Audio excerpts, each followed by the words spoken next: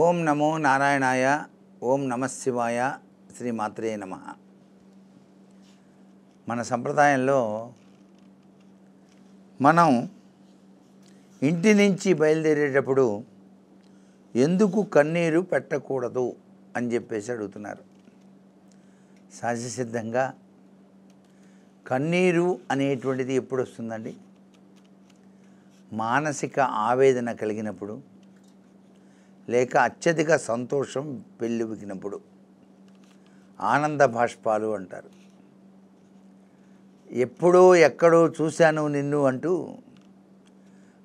రాక ఇంటికి వచ్చినటువంటి ఆ యొక్క తత్వాన్ని ఒక్కసారి అర్థం చేసుకొని, ఆహా వచ్చావా నాయనా అంటూ కనుల నిండా నీరు ఒక్కసారిగా పెళ్ళిబికి కౌగలించుకునే లక్షణాలు కూడా ఉన్నాయి.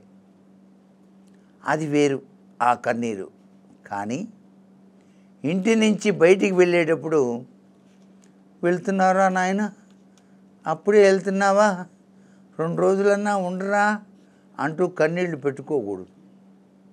అక్కడ ఆ అబ్బాయికి ఎన్ని పనులు ఉంటాయో తప్పనిసరిగా వెళ్ళాలి కదా.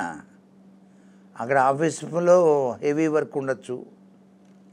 ఈ విధంగా తల్లి గనక కన్నీరు పెట్టుకుందనుకో, కుమారుడు ఇంకేం వెళ్తాడు చెప్పండి? వెళ్ళేటప్పుడు తల్లికి నమస్కారం చేస్తాడమ్మా, నేను హైదరాబాద్ షూటింగ్కి వెళ్తున్నాను నమస్కారం అని. శుభన్నాయన లాభం భూయాత్ అని వాళ్ళ అమ్మ అందనుకో, వీడికి బాగా కలిసి వస్తుంది.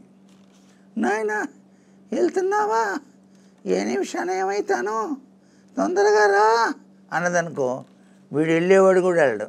నా వల్ల కాదు షూటింగ్కి రావడం అని ఫోన్ చేసి చెప్పేస్తాడు. ఎందుకంటే తల్లి కూడా తెలుసుకొని తనయుడు అభివృద్ధిని కోరాలి. తనయుడు యొక్క అభివృద్ధిని కోరి, వెళ్ళిరా నాయన శుభం భూయాత్, నేనేం కాను, నాకు బాగానే ఉంటాను, కోడలు ఉంది ఇంట్లో, అందరూ పరిమనిషి లక్ష్మి ఉంది, బాగా చూస్తున్నారు నన్ను, ఏం పర్వాలేదంటారు. అదే బాధపడుతూ పంపిస్తే అక్కడ అన్నీ బాధలే జరుగుతుంటాయి. అది అక్కడ పాయింట్ అనమాట. అంటే తెలియనటువంటి అతీంద్రియమైన అదృష్ట శక్తి మన్ని తిప్పుతూనే ఉంది ఎప్పుడూ కూడా, మన నిమిత్త మాత్రం. అందుకనే ఈ కంటికి కనిపించే ప్రతి శక్తి వెనకాల అద్వితీయమైనటువంటి ఏదో తెలియంది ఉంది. దాన్నే మనం ఇచ్ఛాశక్తి, క్రియాశక్తి, జ్ఞానశక్తిగా భావిస్తూ ఆ జగన్మాతను అనునిత్యం కూడా కొలుస్తున్నాం. కాబట్టి ఒక ముఖ్యమైన పని మీద వెళ్ళేటప్పుడు సంతోషంతో తల్లిదండ్రులు ఆశీర్వదించి పంపించాలి. అలాగే కంట కన్నీరు పెట్టుకుంటూ పంపించకూడదు. భార్య కూడాను చక్కగా ఎదురొచ్చి శుభం భూయాత్, మంచి జరగాలి అని భగవంతుని ప్రార్థిస్తున్నానన్నప్పుడు ఆ వ్యక్తి పడేటువంటి ఆనంద ఎలా అనిర్వచనీయంగా ఉంటుంది. అందుకనే పూర్వం కన్నీటితో సాగనంపకండి ఎవరిని అన్నారు.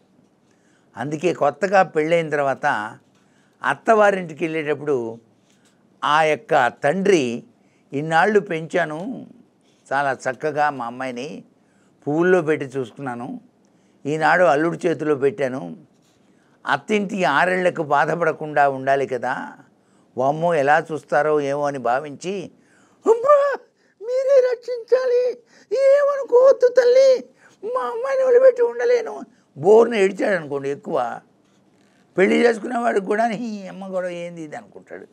మరీ అంత చేటు ఏడవకూడదు.